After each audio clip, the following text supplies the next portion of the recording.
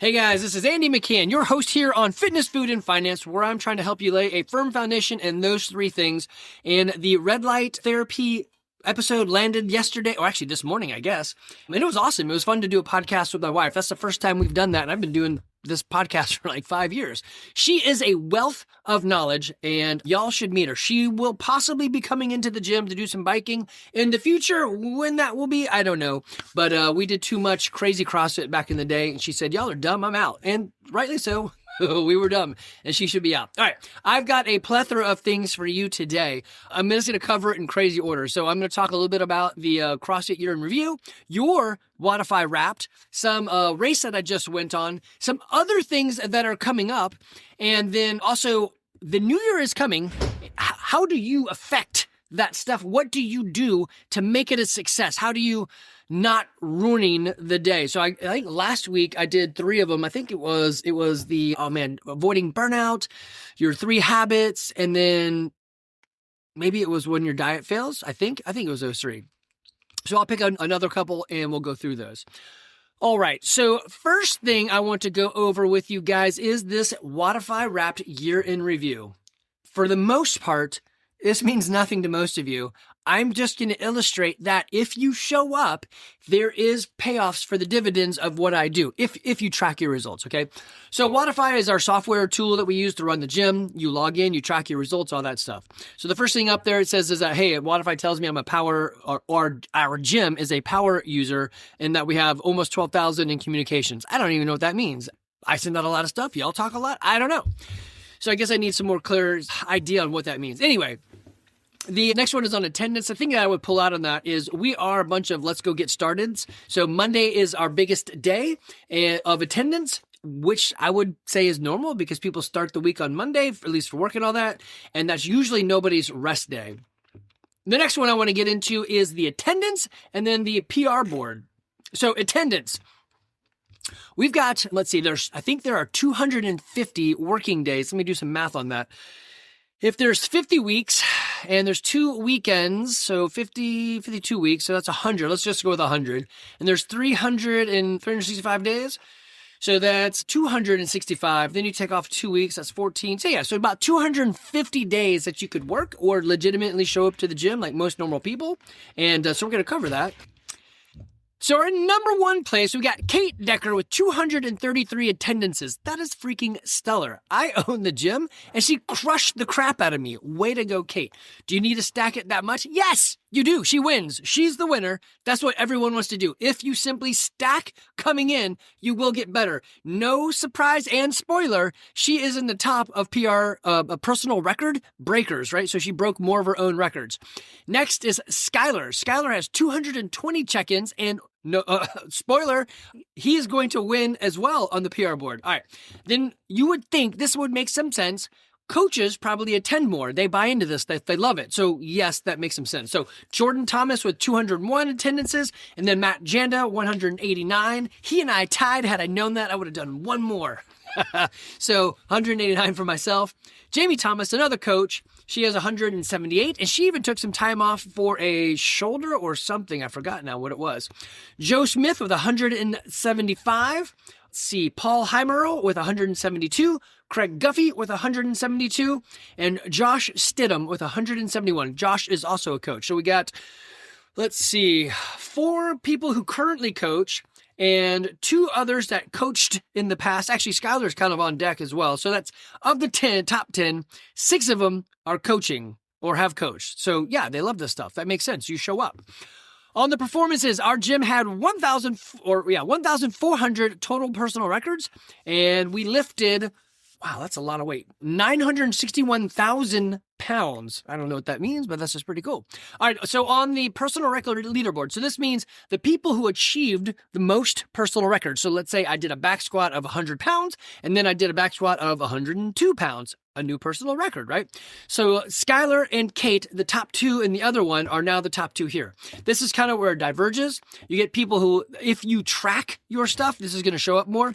And then also like Matt Janda, myself, Joe, Paul, even Craig, well, really Josh, Jamie, actually everybody on here on the attendance leaderboard has been at the gym for a very long time. So your PR sort of like settle out. Kate and Skylar are destroying that theory because they're on both and they're top for both. So that is awesome. All right, so Skylar and Kate, and then we got Mike Kim, 36 new personal records. Brianna Shepard with 34. Sukania, I can't say her last name, Sue with 34. Chris LaPiccolo with 34, Thanusha with 34, Carolyn with 31, David Morris with 30, and Denny Crosby with 29. Denny is no stranger to the CrossFit gym. He's just new to us. So, of course, a lot of his things are brand new and actually, you know what? I take that back. He used Wi-Fi at CrossFit Sweat Mountain. So, interesting. Well done, Denny. You're crushing yourself. All right.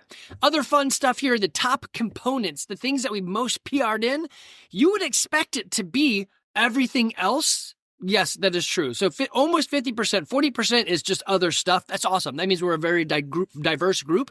But as expected, the deadlift has the biggest number. Thus, any 1 pound is more variable or, a smaller percentage. So it's you could lift 1 more pound in a deadlift, I'm sure. And so we see the deadlift at 15%, bench press, which we don't do that much, at 14%, the power clean, which we do a lot, at 12%, back squat, which should kind of be the same as a deadlift, but we don't do back squat as much as we do deadlift. Anyway, it's at 11%. And then snatch, a pretty difficult lift. And usually that one is, I figured out the form, I can now do this. So it's not so much a strength thing usually, but a technique thing for us. Okay, so coolio on that. Other things I want to tell you. So I did this race called the Helen Holiday Half Marathon by Run Bum. So it was on December 13th up in Unicoi State Park, and we did roughly a half marathon. It was a little bit less. I think it was 12 miles. Danny Youngblood from small group in the gym were up there. And then Sarah, which I forgot your last name, Sarah. She plays D&D and does some racing with us as well, but she also did some CrossFit, was up there. We saw her at the 10K. Anyway, so the point I want to bring up in this is I am almost 52 years old. I just ran 12 miles in the woods. It's the second big race I've ever done besides these adventure races. All I do to train is CrossFit. Now on Tuesday, I do jog because I have small group and small group's over by the time the last class is over. So, in the morning. So I just go to one of the local parks. I got like 6 to choose from and I just go jog. So I do get a little bit of distance training in there. But let's see. So me, who I do not do anything special, I got 69th out of 175. So what is that? 69. Let's say it's 80. So a little over half. So I am like, I don't know. I was in the top 40%, something like that, which isn't bad for a guy that doesn't really do much of this stuff. When you sort it for, weirdly, when you take the women out, I do way better. So women crush this thing. And if you sort it, oh, look, I'm sorted for age. That was the 50-year-olds. Let me change that. So out of everybody, so it is still out of 175.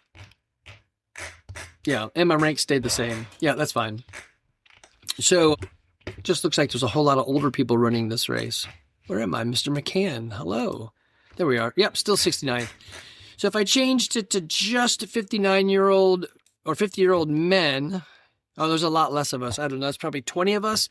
And I'm in the bottom half in that case. So not terrible. When I got Danny, he beat me only by like 20 minutes, but it's like a hellacious number of places. So yeah, 30 places in those 20 minutes. So pretty cool stuff.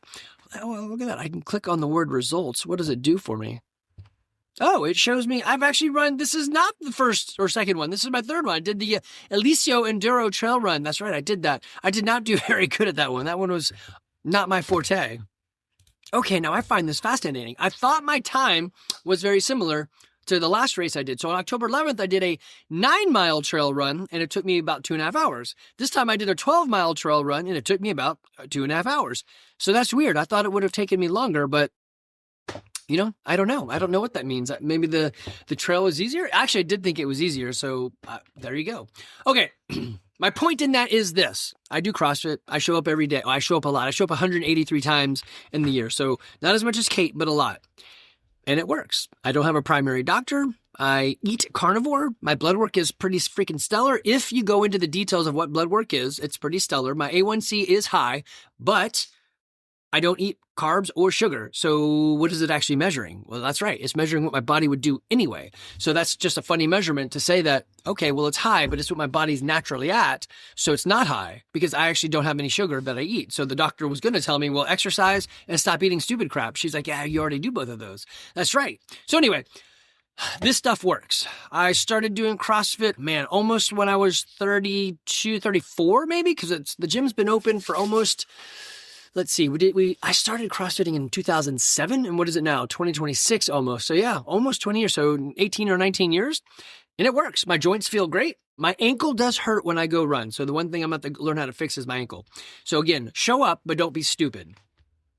Okay, so we got a bunch of outdoor events that are going to, at least some, or just me, that are going to be showing up for. You guys can show up for it too. I'm not saying you have to. I'm just saying put something out there to futurecast, because it's much more fun to be training for something than doing nothing. So we've got on January 17th, a race in Jackson, the Huff and Puff. On February 1st, it's the Red Top Rumble, 12-mile trail run. So I'll be doing that one for sure. There is a Valentine's Fort Yargo race, which is probably not going to happen because that's Valentine's, so maybe not. You got to make sure you know what your priorities are there. And then on February 28th, there's DecaFit over in Town Lake Strive, so we'll probably head over there. And then the Open will happen, CrossFit Open. There is a bike ride March 7th. That's still during the CrossFit Open, so it kind of sucks, but whatever. And then we're going to do the Oak Mountain Adventure Race on March 21st. We also, most of these races are through warriorrace.com. So if you go there, you can look at their adventure racing schedule or their trail schedule, and that's where I usually find the races to do. We also have other stuff happening. We have a D&D group that plays every Sunday. We could start a new group. Actually, that group is kind of full, so I can't really do any more on Sunday, but we could start a new group at the gym. Carolyn just joined us for her first adventure ever, and hopefully she comes back. I think it was a lot of fun. So there's also board gaming night at Reformation Brewery here in Woodstock that we're doing. The point I'm trying to make here is connect. I can't hold your hand and make you do anything, but you can find the things you like and do those things to build connection with the other people around you. Okay, those are the things that are happening. Those are the things on Connect. Those are the ideas of you should change the way you think about the world. It should be a friendly world, not a hostile world. And then we are going to jump into the other ideas behind 2026 and making it a good year for your health and fitness and your goals and those sort of stuff, okay? Okay, a thing I like to do is, what's the first workout I should do in January? Now, you know what? Maybe I should change this for my own gym. I'm going to tell you, I would put in some benchmarks that you could do each year. We are going to do that with one of our races, or not races, one of our events we used to do called the Worldwide WOD. And we would do Helena, Grace, and Karina, which is, Helena is just Helen with an A at the end. So it's like, I think it's row instead of run. And then Karen's wall ball, but it's got other stuff in it. And then, of course, Grace. So it's good to have a metric that you can kind of compare it against yourself year to year, especially if you do it at the same time frame. So I know I can get people cheap PRs if I have them do a workout in Hotlanta in like August, and then I repeat that workout in, say, like right now in December. They're going to do better because, well, yes, a little bit of time has been on their side, but it's just cooler. And that counts for a lot. Okay, so what's the first workout you should do? Really, I guess I'm going to give you two things. Any workout's better than no workout. So join a gym, just do what they say. That's the first workout. Whichever one will get you in the gym to do a thing. The next is, if you have a specific thing that you really fight for, like adventure racing, and I want biking or jogging or rowing to be my thing, then it should be that. So pick something that excites you, that makes you interested, and has you do it. The first one you should do is the one that you'll do, the one that motivates you. For me, it's showing up to the gym and working out with people. I don't even really care what it is. Now, I would say this. Don't be like, well, I got to work out on January 1st or it doesn't count. I might as well quit. No. That's not it at all. January 1st is just a day. What you definitely want to do is stack them. So if you missed the first, make sure you're there for the second. If you missed the second, well, now 2 points make a line, 3 points make a trend. You're going to trend yourself out of doing anything because you keep missing it. You need to show up. You need to do it. So the first workout you should do is just getting one done, unless you have something you're training for. All right, so five foods to remove for the year. I mean, the easiest thing I can tell you is stop drinking sugar. You put more sugar into your pie hole than you can ever really eat through the liquid format. So take your coffee and just drink it black. Take your tea and drink it unsweet. Get your other drink, and instead of doing like this is water with some salts. Instead of doing one of those LMNT packs, what you should do is with flavors and stuff, just get a raw one and see if you can start doing that. If you have trouble with that, just start reducing the sugar content little by little. So first thing I would get rid of is all sugar. I would stop eating sugar. The next thing I would get rid of is the highly ultra processed stuff. So if it looks good, smells good, it's been wrapped in a cute thing and you can leave it out and nothing will happen, like a Peep, don't eat it. So Peeps are those little like bird things that you get during, when would we get those? In Easter, I think. And I think it's just whipped sugar. So you already don't have to eat that because it's sugar, but Peep would be horrible. Another one would be like a Pop-Tart. Of course, Pop-Tart usually has sugar in the middle. So again, when I say sugar, I would say sweetener. Anything that gives you that sweet, I would start trying to remove that from my whole dietary lexicon. And then the next one would be ultra processed. But in ultra processed, you might want to say, it's fast food. So if it has a fast food window, stop eating there. That'd be a good one. It's an easy one. I don't do drive-through. I'm not saying don't have a chicken, egg, and cheese biscuit. Actually, I kind of am saying that a little bit, but not really. It's just make it yourself. So if you want a chicken, egg, and cheese biscuit, go to a store, get some chicken, learn to make it and bread it, whatever. Get an egg, fold it, do the thing, whatever you have to do. Get some biscuity stuff and like whip it up, make yourself a biscuit, and then churn some cheese. I don't know about that. That actually might take, well, actually it'd be really fun to make cheese. Maybe that would be a good one too I should throw in there, is learn to make some of your food. I've really enjoyed eating the eggs that my chickens create. So I know it's kind of a weird one. I don't really make eggs. I make chickens stay alive. And those chickens that stay alive give me an egg. I know, that's just how it is. I do hunt in the backyard, so we shoot deer. Nobody in my family likes to eat that, so that's kind of not been a winner at the house, but everyone likes eggs. So maybe participate in some of the food. Actually, not maybe, definitely. I'm gonna go hardcore on that. I guess I said remove some foods, but I would say remove the idea that you have no part in your food's processing. Learn to make something like bread from scratch. Weirdly, when my wife would make bread, or I would make it, anybody can make it, but usually it was her, the ingredients are, you take grain, you throw it into a grinder, it goes, ring, and it makes all the flour. The flour's the white stuff and the bran stuff, so it's all of it together. There's an egg. There was some oil, so like a olive oil we typically use, or avocado or something. There was yeast and honey. Yep. And then there was some like lecithin or something. There was something else, and then one other ingredient that was kind of like, oh, what's that? So, but it was very fresh stuff and only had, I guess, 7 ingredients? When you look at the back of bread now, it's got 45 ingredients. Like, what is that and what are we eating? I don't even know. So learn to make something would be, I'm adding it. So how would I say it in the removing? Remove your inability to create your own food. That's it. That's what I would say. Okay, I'm going to move on from there. I don't have 5 foods. I can't think of 5. Those 2 would be probably the biggest. And then make your own would be the third thing. Okay, what about like home gyms or just having a gym that's super convenient? Here's the problem with super convenient. You tend to not use it. Hey, I've got a gym in my basement. I never go. Great. That doesn't really help anything. But if I was going to start a gym in my garage or basement, well, one, I'd want to make sure that it's heated enough that I could work out when it's super cold. Like it was 17 degrees today, and today I had jogging, and some people were like, yeah, let's go jog. I'm like, nah, I'm not jogging. I actually just did a 12-mile run, so my legs hurt, so I'm going to row, but it's also 17 degrees. So yeah, this guy right here, he's rowing. So what would I buy? I would buy a set of 15-pound dumbbells, a set of 35-pound dumbbells, and then a set of 50-pound dumbbells. And that would probably get me through everything that I'd want to use. I would probably also get, oh man, if I had to buy, would I buy a rower? No, I'd buy a jump rope because you can do a lot with that. And it's close enough to running, but not really. And it'll get your cardio up. So let's see, what else would I buy inside of there? Probably an ab mat. I hate sit-ups, but I know I need to do them.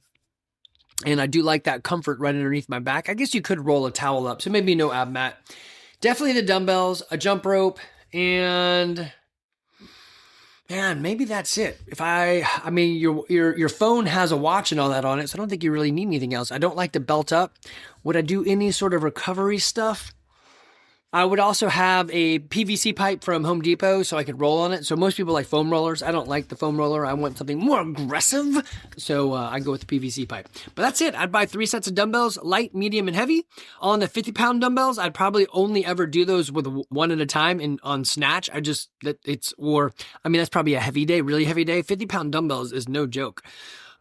And I would go from there. You can pretty much make every workout work. As a matter of fact, if I go to my website, CrossFitGarage.com, I go to the top gym information and you go to WOD, workout of the day, and you scroll down, you will see at the bottom of every one of our workouts a home version. Well, that's funny. Today's home version is the same as just the regular. So sometimes it's exactly the same. It was run and some dumbbell presses, or push presses. Yesterday's workout at home, let's see.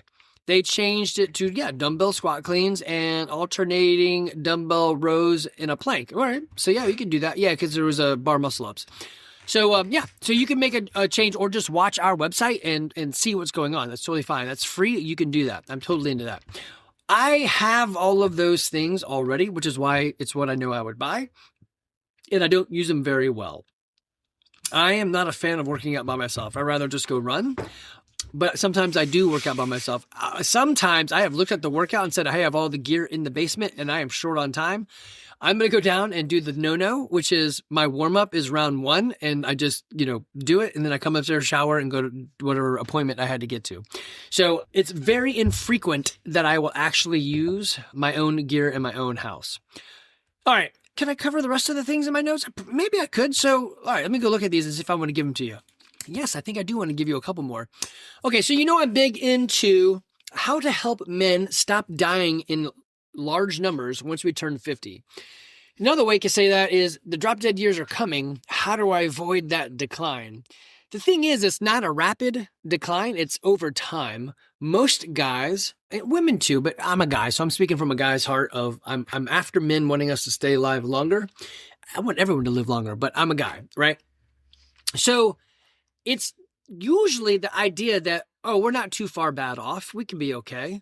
And I haven't lost that much. And I've been working really hard. And I'm really just doing this for my family. So I'll invest back in myself later on. That happens a lot. Now, there are some guys that are stingy and, whatever. I don't know how to deal with them. But those that are trying to do the right thing for their families and build, what is that? Not dependence. What is it? Self-reliance or family reliance? I don't know. Security for the family. Sometimes we forget and we just let our health go. We don't mean to let it go. We don't feel like it's letting it go, but it's letting it go. If you're not doing stuff to promote it, your body will adapt to the lowest common denominator to make it live longer, not longer, but live easier and burn less energy, which unfortunately sometimes means you live less. Right? So you don't get longer. So the way to avoid it is just to start doing anything. Rule number 1, show up. Rule number 2, don't do anything stupid today to prevent you from showing up tomorrow. Rule number 3, don't poop yourself in a heavy back squat. So it doesn't have to be complicated. You just have to show up. How much? Man, anything's better than nothing. On the train of stuff to do, it would be walk. That's movement. Just start moving. But better than movement is exercise. I'm purposeful. I'm doing something. I'm going out for a jog. I'm exercising. Great. Better than that would be training. I'm doing something like CrossFit or at a gym where there's a coach and they lead me and we learn stuff and we're practicing new things. And I finally climbed a rope after never climbing a rope in my whole life. Or I did double unders and never have. You're training either in the aspects of what you're doing, the movements, or I'm training for something future casted like the TNGA, whatever it is, right? And the pinnacle of all that would be go out and play sport. The problem is sport is hard to come by, and the variation in levels once you become my age is so great. Like, hey, a 24-year-old, that's an adult. You can play in the adult league. And now this 24-year-old is whipping your ass, and you're thinking, well, maybe I should try harder. And most of the time, that's just going to mean a pulled hamstring, which means you violated rule number 2. So I'm not against sport. I totally play that stuff. But when I go out for sport, like when I went out and did this run with Danny, he's like, what do you think you're going to get? I'm like, dude, it's just a training day for me. I'm just out here to move. I could care less what my score is. He's like, oh, well, that's, I guess, good. Maybe. I don't know. And then he took off. So he did great. But I'm out there training. I'm doing a thing. I'm pushing. It's a sport, but not like, I'm not really going to do anything crazy. It was kind of funny. At mile 8 of 12, this little 10-year-old came buzzing by. I'm like, well, if you can go that fast, where have you been this whole time? He didn't answer. I personally think doing this with a group is way better. It hits what I need to do physically, but also hits me in the emotional spot of the think better and connection. So I don't know. That's for me. That's what I like to do. Okay. If you had something to do in the morning, like for me, it's get it done in the morning. This is the other thing I would put in 2026. What do you wake up now? 7 a.m. Great. Start waking up at 6 and build a routine that you do something for yourself for an hour. Yeah, I know it probably means you're going to go to sleep earlier. That's okay. So if I couldn't go to a gym, it would probably be something like mobility, breath work, some hydration of some sort, and then light exposure. When the sun's coming up, you heard the last podcast. It does a lot to put yourself in the morning light, which most of us don't do. Although I would, because it's what I do, I would add in that morning routine. I go to the gym and work out with my people. And then I also get mobility and some breath work and hydration and light exposure. All that comes with it because I'm up and I'm out and I got it done and it's over. I would put it in the morning and have a more set morning routine. I would also create a very set evening routine so your body knew, oh, this is the process I get into when I'm ready to go to bed. Great. Get rid of screens in the room. The bedroom is for two things, sleeping and the other thing. And, just leave it at that. Don't make it all fussy. Yeah, so I would come up with a routine that you could stick to that is concise, not overblown. Like, I'm going to give you an example. It didn't have to be long, like 7 minutes or 5 minutes or whatever. It doesn't have to be a lot. I had 60-second habits that I would do, and I did it for a very long time. And it was like 10 different things that I do. It'd be like juggling, bouncing on this rebounder, and breathing, and then doing a Sudoku puzzle. So it was various things all over the place, some physical, some mental, whatever. I would pray. I would do this thing we got from this book, Wheel of Time, where you kind of like focus. So it's like a breathe thing, but you focus on the candle and you burn all the stuff in the candle. Anyway, I would do that. And then I said, well, I'm going to do better. I'm going to do 61 seconds today and then 62 tomorrow. By the time I got to 70 seconds, I stopped doing it. So too much was too much and it ended and it ruined a good thing. I was doing great. I had 60 seconds of these things. I did them all the time. And then poof, I tried to up it and it went away. So there is a bliss point in all of that. Find it. What it is for you, man, I don't know, but you can find it. If you need help finding it, let me know. It's easy to track. That's how you find it. I can't tell you what it is. You just have to start experimenting and tracking your results. Okay, guys, 2026 is coming. It's going to be awesome if you want it to be. It's going to suck if you want it to be. That's a whole other conversation of psychotherapy, which I'm just an unfrozen caveman lawyer. I'm not really qualified to speak on anything. I'm just telling you what I've done over time, and it seems to be working. Guys, hey, we are here at CrossFit Garage in Woodstock, Georgia. If you are local, come see us. If you're not, well, watch our website. I don't know. Let me know where you live. I'll try to help you find let me know where you live roughly. Don't tell me exactly because that's creepy. And I will help you find some sort of gym to get you in, to get you going and get things done. You don't have to go it alone. Remember, it's how you eat, sleep, move, think, and connect. Connect's key here. If you could put that with the other stuff, it's all the better, right? All right, guys, you take care. I will see you next week.